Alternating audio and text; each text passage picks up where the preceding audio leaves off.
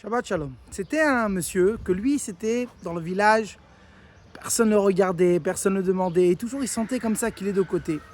Un jour, il a décidé que le grand problème, c'est pourquoi? C'est parce que son chapeau, il est défoncé.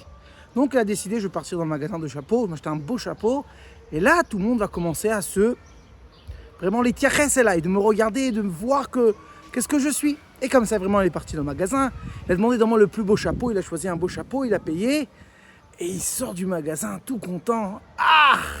Maintenant, je suis numéro 1 dans le village. Et vraiment, quand il sort, un ami le voit, il dit « Waouh, comment ça va? Ça fait longtemps que je t'ai pas vu. » Jamais personne ne le regardait et demandait comment ça va. Oh, il dit « Regarde, ça marche. » Il monte dans le bus, et aussi le chauffeur du bus, il dit « Waouh, Boker Tov, comment ça va? » Il dit « Magnifique, c'est magique. » Il arrive à la maison et dès qu'il rentre à la maison, sa femme elle le regarde et dit « Waouh, t'as l'air bien aujourd'hui. » Oh, et lui, dans son cœur, il dit « Baruch Hashem, regarde qu'est-ce que le chapeau il m'a fait. » Il n'a pas le temps encore de s'asseoir pour s'asseoir à la maison.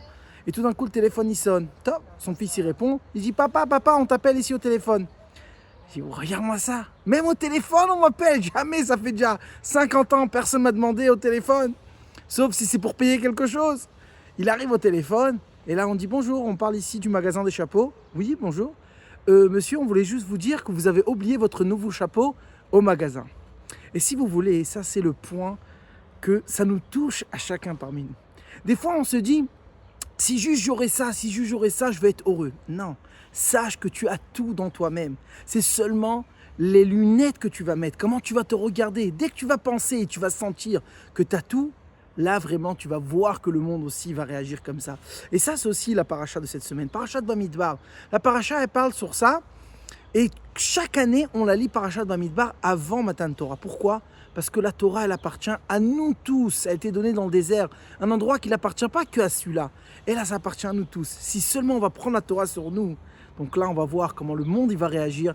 Et ça va faire venir Mashiach. Shabbat Shalom.